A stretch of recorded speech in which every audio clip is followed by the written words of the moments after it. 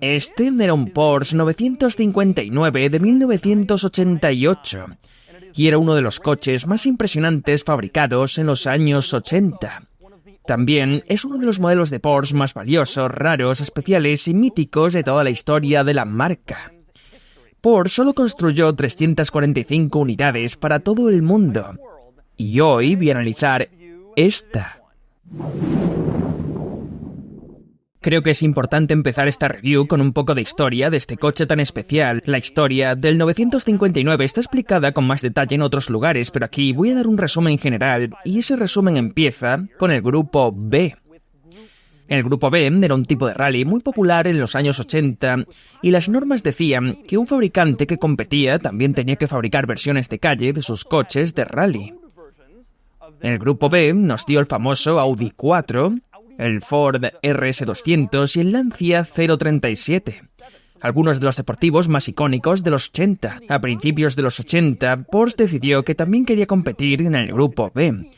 Para crear un coche de rally del Grupo B, Porsche necesitaba un sistema de tracción total, ya que todos los 911 de la época eran de tracción trasera. Pero Porsche no quería simplemente hacer un 911 con tracción total. Quería hacer un superdeportivo con tracción total, tecnología tremendamente compleja y una velocidad máxima de 320 km por hora. Lo consiguieron, pero cuando el coche finalmente llegó al mercado en 1986, las competiciones de rally del Grupo B habían terminado. Se acabó y ya no se competía más. Como resultado, Porsche decidió usar el 959 en varias competiciones, incluyendo el rally París-Dakar y las famosas 24 horas de Le Mans, donde compitieron con una versión de carreras del 959 llamada 961. Para los coches de calle, la producción empezó en 1987 y Porsche construyó 337 unidades de dos versiones distintas. Podías elegir el 959 Comfort, como este, que era de lejos la versión más común del 959, o el Sport, que era la más radical, con algunas piezas eliminadas para hacerlo más ligero y rápido. En algún momento, a principios de los 90, Porsche decidió construir 8 959 más con piezas de repuesto que tenían, llevando la producción total a 345 unidades. El 959 nunca se vendió oficialmente en Estados Unidos debido a las regulaciones del gobierno. Sin embargo, algunos se importaron bajo la ley de Show or Display, que permite traer ciertos coches significativos sin cumplir todas las normativas. De hecho, se dice que esta ley fue impulsada por un grupo de propietarios de 959 que querían conducir sus coches en suelo estadounidense, supuestamente incluyendo a Bill Gates. Hoy, con más de 30 años de antigüedad, este coche se puede importar legalmente sin tener que recurrir a esa ley. Cuando el 959 debutó como coche de producción, era el coche de calle más rápido del mundo, con una velocidad máxima de 318 km por hora. Este coche usa un motor boxer de 6 cilindros con turbo, con 444 caballos y 500 Nm de par. Los valores de estos coches están subiendo. Este en concreto vale 1,5 y 2 millones de dólares. Hoy os voy a llevar a hacer un tour por el coche mostrando todos los detalles y características del primer superdeportivo moderno de Porsche, el precursor del Carrera GT y del 918 Spider. Luego lo sacaremos a la carretera, lo conduciré y le daremos una puntuación. No suelo decirlo mucho, pero tu apoyo es importante para el canal, así que muchísimas gracias por suscribirte, por dejarme un like, por comentar y por apoyar de esta manera un canal que, bueno, vive gracias a ti.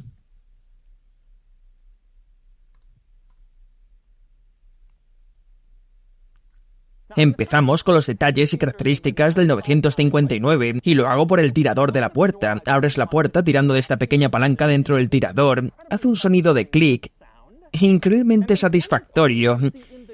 Y una vez abierta, se ve en el marco de la puerta una pieza de plástico negra en forma de T. Es un pequeño liberador. Si tiras de él, abre el capó del motor trasero, así que tiramos de él y ahora el capó está abierto. Una vez que tiras de ese liberador, no tienes que hacer nada más que abrir el capó. No hay una segunda palanca y simplemente vuelves aquí, lo levantas y listo.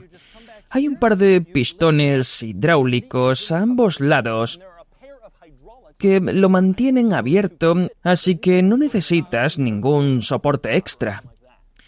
Con el capó abierto, puedes ver el motor del 959. Esto es realmente especial, no mucha gente ha visto esto. Yo personalmente nunca había visto un 959 con el capó abierto hasta hoy, así que mirad bien. Este coche tiene un par de cosas muy interesantes en el compartimento del motor, pero una que vale la pena mencionar es que es un coche biturbo. Hoy en día no es raro y tampoco lo era especialmente en los 80, pero este coche tiene turbos secuenciales. Uno entra primero, luego se apaga y entra el segundo. Muchos coches biturbo de la época tenían dos turbos que solo funcionaban a altas revoluciones, lo que significa que no tenías potencia al principio y luego te pegaban un empujón brutal. Con los turbos secuenciales, la entrega de potencia era mucho más lineal. Un detalle curioso es que el motor ocupa solo la parte central del compartimento. A los lados hay piezas grandes pintadas que parecen decorativas. En realidad, debajo de ellas hay sistemas de refrigeración. Por eso, el vano es tan grande, aunque el motor sea más pequeño. Otro detalle interesante son las etiquetas de advertencia en el motor, incluyendo una con el orden de encendido. Es una etiqueta genial.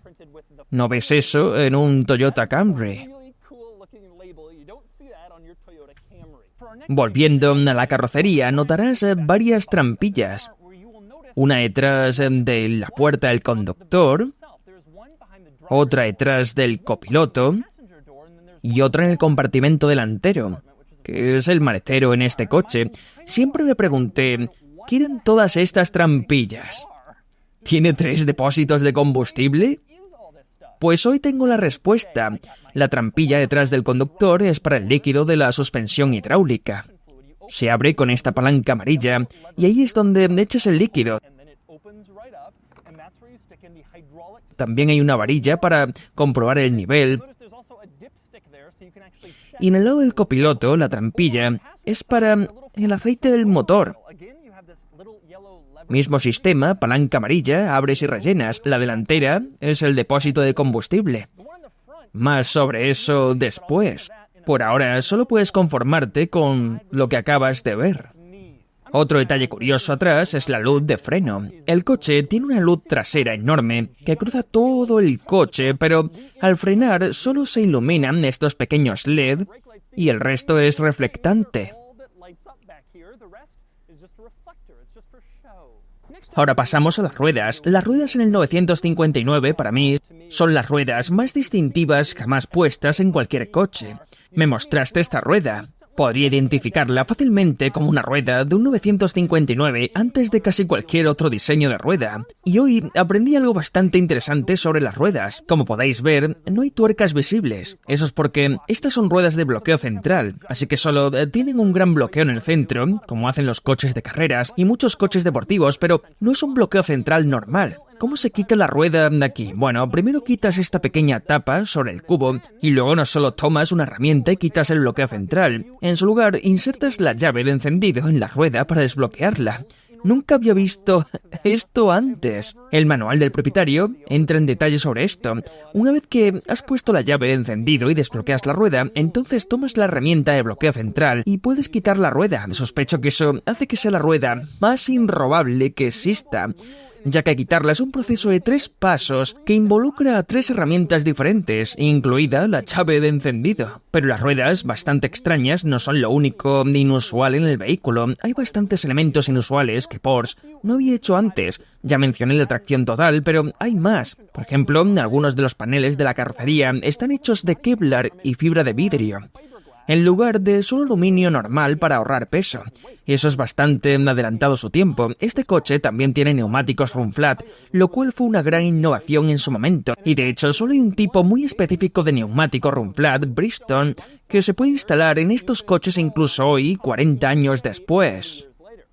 Este también fue el primer coche de producción en tener monitores de presión de neumáticos, que el propietario me dice que es un sistema totalmente loco y cuando uno falla es como $10.000 por monitor de presión, porque las piezas son tan difíciles de conseguir que es una locura. Y luego está el casco, Como puedes ver, si miras este coche parece un 911 pero más hinchado, y la razón de eso, por supuesto, es porque pusieron el sistema de tracción total en el coche, simplemente tuvieron que estirarse un poco más de ancho. Obviamente también el ancho era para la estabilidad a velocidades locas, pero al hacer el coche más ancho, también le dio a Porsche la oportunidad de probar algo nuevo, de instalar el hueco. Hasta ese momento los modelos Porsche 911 Turbo tenían una carrocería más ancha en la parte trasera, pero no tenían el hueco. El hueco del 959 permite que más aire fluya hacia el motor, y esta fue la primera vez que Porsche realmente probó esto en un vehículo de motor trasero. La próxima vez que apareció fue en el 993-911 Turbo S, donde hicieron el hueco nuevamente, y ahora se considera un elemento básico de prácticamente todos los 911 Turbo. Es una de las pocas formas en que puedes diferenciar un turbo porque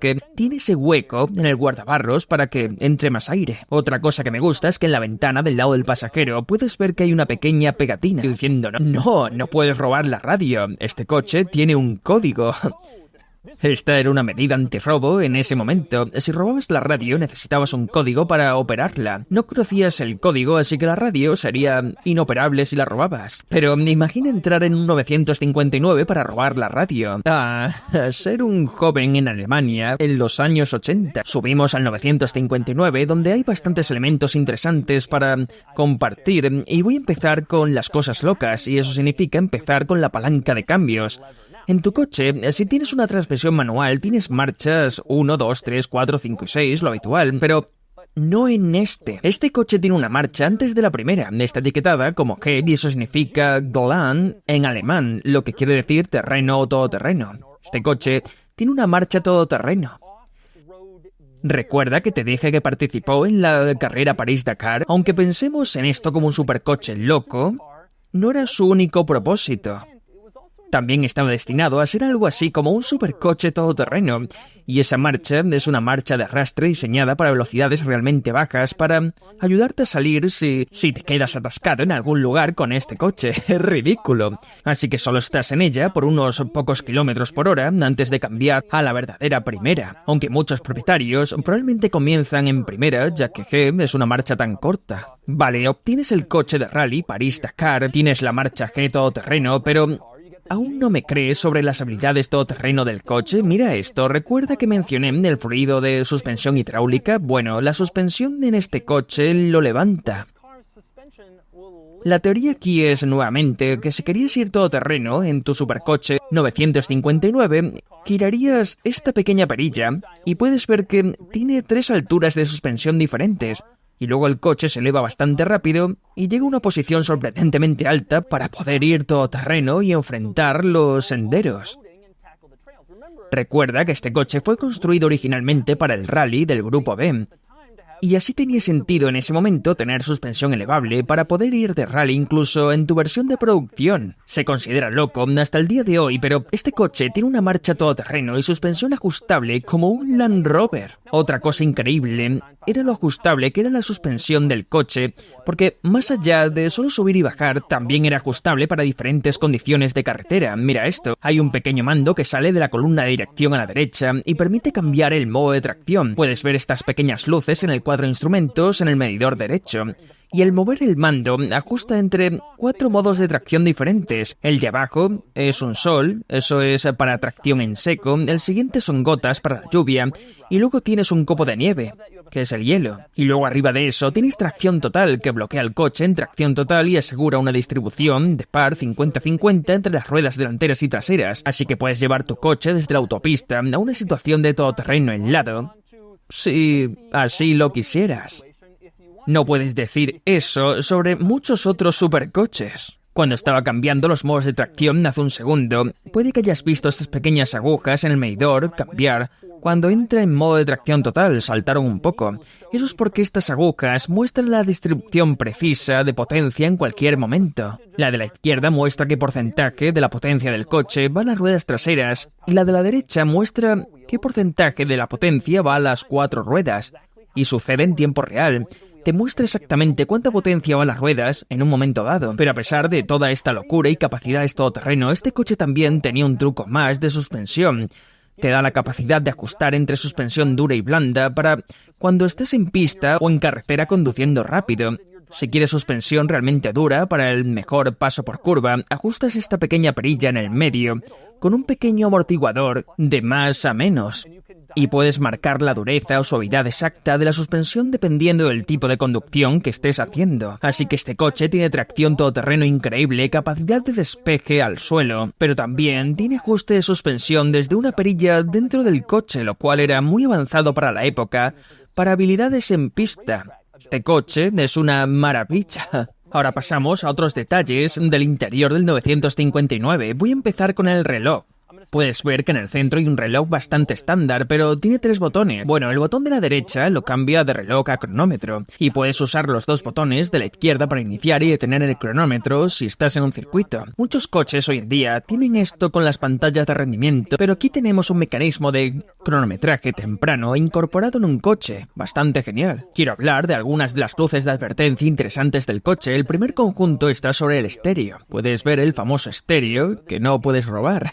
Encima de eso tienes 3 luces de advertencia en el centro del tablero. Tienes la luz de ABS, la luz de la izquierda, no estoy seguro para qué es, y tal vez pastillas de freno, y la de la derecha es para el freno de estacionamiento. Otro elemento de advertencia interesante en el coche está justo a la derecha de esas luces, y eso sería este pequeño objeto que parece un micrófono. En realidad es un altavoz. Este coche tiene este pequeño altavoz zumbador y está diseñado para acompañar diferentes alertas de fallos que puedes tener en la presión de los neumáticos, la batería, la suspensión, y ese pequeño altavoz es de donde sale el sonido del zumbador. El manual del propietario entra en detalles sobre cuántos segundos suena y con qué frecuencia, dependiendo de cuál sea el fallo específico de tu vehículo. Otros elementos interesantes en el coche, uno es la cerradura de la puerta, y puedes ver la cerradura en el umbral de la puerta. Tiene sentido, es bastante normal, pero lo extraño es el mecanismo para bloquear y desbloquear la puerta.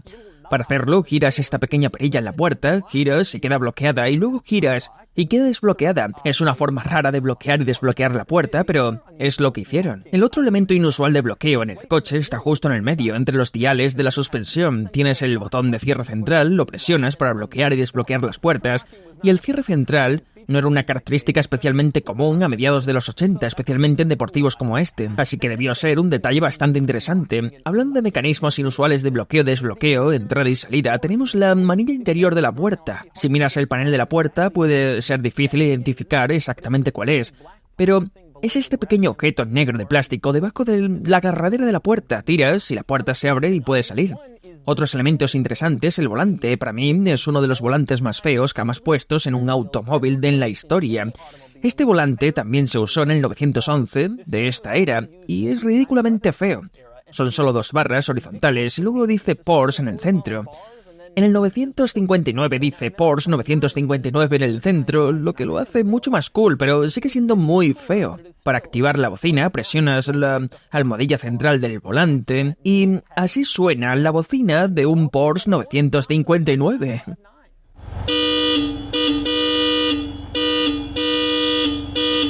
Ahora pasamos al cenicero. No siempre es fácil localizarlo, pero está más o menos en la mitad inferior del tablero, justo en el centro, y hay un pequeño recorte. Tiras y se abre. Este coche también tiene una luz de mapa realmente genial, pero cuando estás sentado en el asiento del conductor o del pasajero y quieres leer un mapa, no está montado en el techo sobre el espejo como en muchos otros coches. En cambio, está justo sobre tu cabeza y notarás que no hay un interruptor para encenderla o apagarla. Simplemente empujas la luz de mapa y cambia de dirección. Dependiendo de cómo esté orientada, estará encendida o apagada. Es una manera simple y genial de usar la luz de mapa. Otro elemento interesante son los asientos eléctricos. Digo asientos eléctricos porque tiene muchos controles en el lateral, incluyendo 2 controles separados para subir o bajar y asientos calefactables, lo cual era bastante avanzado. Lo gracioso es que en realidad son asientos que se mueven hacia adelante y hacia atrás manualmente. Hay una pequeña palanca en la parte frontal y el asiento se mueve manualmente. Así que algunos controles son eléctricos y otros manuales. Más interesante aún es cómo lucen los asientos. Este coche tiene cuero plateado. Algo más que diga 1980 es más que solo un vehículo con cuero plateado, y mi parte favorita es que no es solo un tipo de cuero plateado, tiene 3 tonos diferentes de cuero, todos con distintos matices de plateado. Y no hablo de gris. Tienen un brillo metálico que los hace verse plateados, y eso es igual en los asientos traseros. Los asientos traseros también tienen este cuero plateado multitonos, lo cual es gracioso de ver en un supercoche moderno.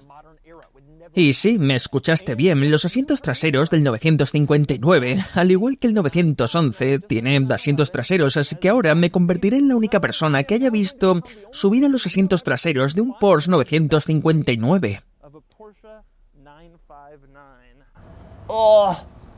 El problema es que el asiento delantero no sube lo suficiente para que una persona promedio pueda acceder atrás. Pero aquí estoy. Lo logré. Los asientos traseros son interesantes por dos razones. Una, que son unos asientos tipo cubo muy profundos y parecen esos plásticos contorneados de un jacuzzi. Pero lo más interesante no es que sean asientos, es que puedes abatirlos y usar esta zona como almacenamiento de carga, si quieres, por si el maletero delantero no es suficiente. Lo curioso es que tienes que desengancharlos para abatirlos. Y si quieres volver a usar los asientos traseros, simplemente después tienes que volverlos a enganchar. Esos enganches no son lo único que mantiene los respaldos traseros en su lugar, así que si conduces a 197 millas por hora, puedes sentirte tranquilo como pasajero trasero sabiendo que tu respaldo está sujeto solo por un pequeño enganche. De todas formas, ahora es momento de salir del 959. Gracias a Dios. Ahora pasamos al frente. Quiero empezar con la pequeña tapa en la parte superior del maletero delantero de la que te hablé antes. Esa tapa conduce al llenado de combustible. Primero hablemos de cómo abrirla. Hay un pequeño dial a la izquierda del volante. Tienes que tirar muy fuerte. Está bastante fuerte, créeme, y solo entonces se abrirá la tapa de combustible. Una vez abierta, insertas la manguera y puedes echar gasolina, pero probablemente pienses, espera, el maletero está aquí y la tapa de combustible está en el maletero. ¿Cómo funciona eso? Pues créelo o no, funciona así. La zona de llenado de combustible está dentro del maletero, aunque Porsche se aseguró de que la gasolina no se derrame dentro del maletero. Puedes ver que hay mucho recubrimiento alrededor y material protector, pero así es como funciona en este coche.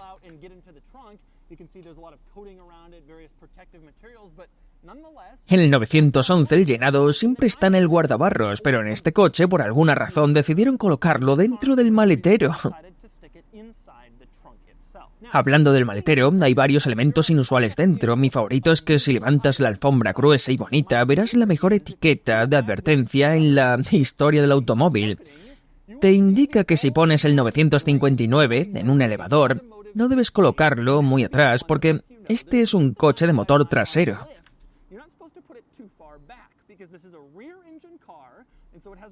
Tiene mucho peso atrás y podría inclinarse hacia atrás y caerse del elevador. Me pregunto si alguna vez le pasó a alguien con un 959.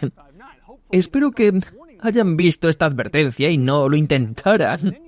Debajo hay más etiquetas que son muy geniales. Primero, una pequeña etiqueta impresa dentro del maletero delantero que muestra las opciones del coche.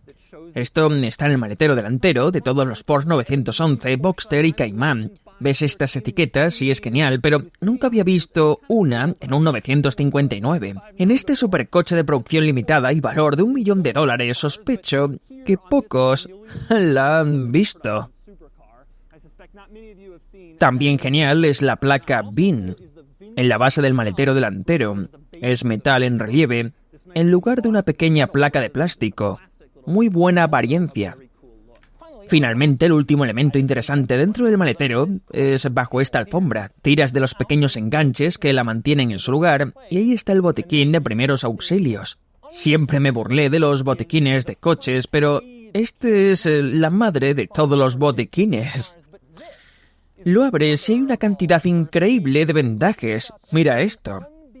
¿Quién necesita tantos vendajes en su coche? Podrías hacer una cirugía con uno de estos. Y hay más vendajes, gasas, cintas y tijeras. Está completamente equipado. Es absolutamente ridículo lo exagerado que es. Esto es para si alguna vez conduces en tu 959 y te encuentras con un accidente donde un avión de pasajeros choca contra un autobús escolar y puedes usar los vendajes y ayudarlos. Exageración total en el botiquín de primeros auxilios del 959. Por cierto, otro detalle gracioso sobre el botiquín de primeros auxilios es que si miras al final del índice dentro del botiquín, verás un espacio donde puedes escribir el nombre del propietario del coche y tu número de matrícula. Y así te aseguras de quedarte con todos los vendajes a la hora del almuerzo y que nadie venga a robártelos como si fueran abusones. Tú los llevas ahí y está perfectamente etiquetado. Ahora volviendo al 959, nuestro último detalle curioso es el manual del propietario, que es impresionante, es genial. Podría leerlo de principio a fin y encontrar miles de curiosidades. No solo es interesante ver un manual de un Porsche de hace más de 30 años, sino que también es un supercoche de producción limitada. Hay varios elementos notables, la mayoría al principio bajo una sección llamada puntos a tener en cuenta. El Porsche ha sido probado bajo los mismos rigurosos estándares que todos los Porsche y es completamente apto para la conducción diaria. Sin embargo, las nuevas tecnologías tienen su propio lenguaje. Ah, pero claro que sí, Porsche. El respirar del motor de alto rendimiento con turbocompresores de 2 etapas puede ser audible. El motor aspira gran cantidad de aire y bla bla bla. Y no es motivo de preocupación. Estaban preocupados de que la gente se quejara por escuchar el aire entrando al motor.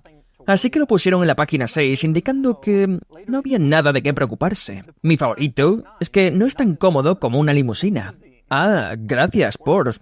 Debido a que los neumáticos deben ser aptos para velocidades superiores a 320 km por hora, son como neumáticos de competición, aunque con un patrón de banda de rodadura. Debe ser rígido. Ja, buen punto.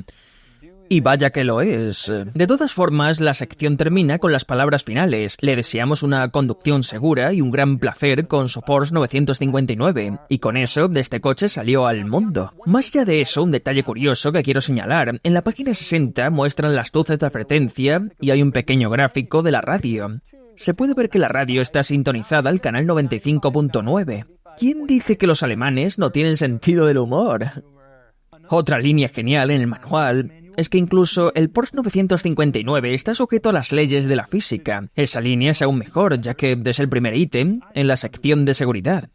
Y un último dato que vale la pena decir, el manual indica que la velocidad máxima del coche es de 315 km por hora, lo que se traduce a 196 millas por hora. Antes dije que la velocidad máxima era de 198, y eso es porque la versión Sport podía ir un poco más rápido. La versión Sport podía ir más rápido porque se retiraron algunos elementos para ahorrar peso, principalmente el estéreo y el aire acondicionado. Los modelos Sport también tenían jaula antivuelco, asientos tipo cubo y no tenían espejo del pasajero, lo cual, según el propietario, es un signo claro al mirar el coche desde fuera, para saber al instante si es un Sport o un Comfort, ya que la mayoría de los propietarios Comfort no querían el espejo del pasajero para que su coche se viese más cool. Bien, y esos son los detalles y características interesantes del 959. Ahora viene una de las cosas más estresantes que he hecho en toda mi vida. Voy a conducir este coche en vías públicas. Bien, conduciendo el 959. Esto es como... es prácticamente un objetivo de vida. Lo primero que notas al empezar a conducir son los pedales, porque están montados en el suelo y tienen una sensación muy diferente a la mayoría de los pedales de coches modernos. Es inusual. El embrague es pesado y la mayoría de los Porsche de la época tenían embragues suaves y ligeros. Este es más pesado de lo que esperaba. La palanca de cambios, en cambio, se siente igual que en un 964 o un 993, simplemente maravillosa, perfectamente suave y se siente bien. Sorprendentemente no hay mucho espacio, tengo el asiento completamente hacia atrás, mis rodillas están casi contra el volante, estoy usando la G como primera y el propietario también lo hace. Es un cambio corto, muy corto y más corto que una primera normal, pero sirve para conducir. El coche es suave en la carretera, como en coches modernos. Conduje del F40, que era como el competidor de este, en el sentido de que ambos son coches de la época que superaban las 200 millas por hora. Eran los coches máximos de Ferrari y Porsche. El F40 es súper diferente, mucho más brutal y agresivo. Este coche, créelo o no, creo que podrías usarlo a diario, si estuvieras loco y no te preocuparan los costes de reparación o cosas así.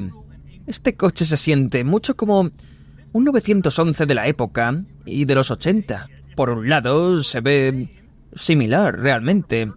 Todo el tablero es bastante parecido. En ese sentido sientes como, oh, estoy en un 911 normal. Claro, luego ves un destello del alerón en el espejo, miras el volante y piensas, esto es algo un poco más especial. Una cosa que me gusta de la posición de conducción es que Estás bastante adelantado y el parabrisas está cerca de ti. El resultado es que estás prácticamente pegado al parabrisas, no hay nada que bloquee tu vista. Tienes una vista increíble. Puedes hendir el coche, la suspensión ajustándose a cualquier propósito para maximizar su rendimiento, lo cual es una locura pensar en un coche de esta época.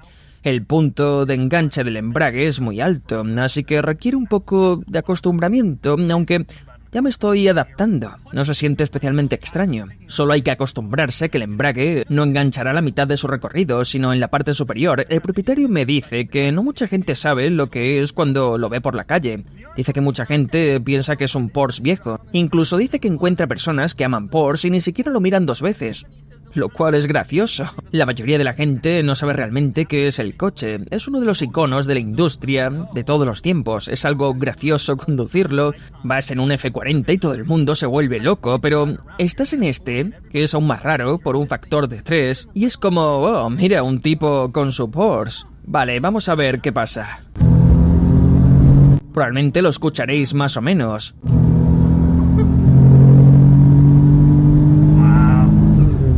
Se mueve, es bastante rápido.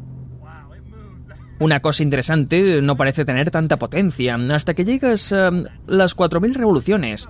Es casi como si lo hubieran diseñado específicamente así, de modo que puedes conducirlo tranquilamente y sentirte normal si eso es lo que quieres hacer. La sensación de la dirección es muy comunicativa.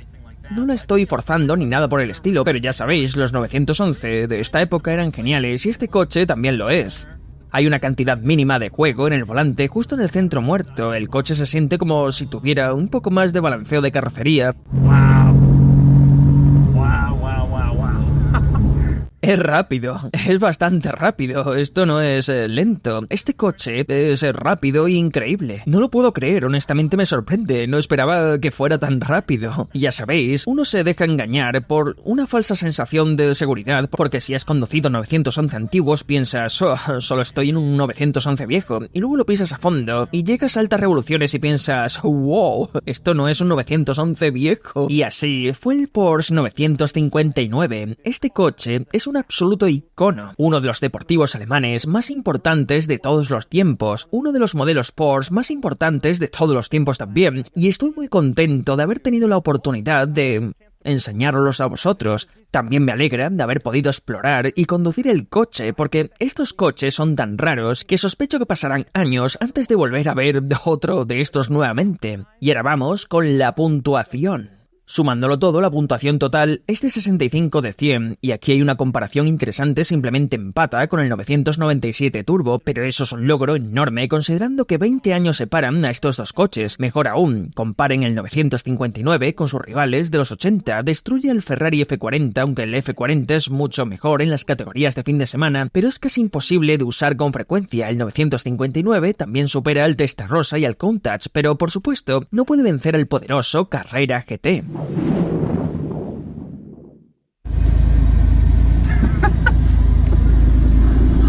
Bonito coche. Sí, no está nada mal. Espera, ¿qué coche llevas tú? Es solo un viejo Porsche, nada especial.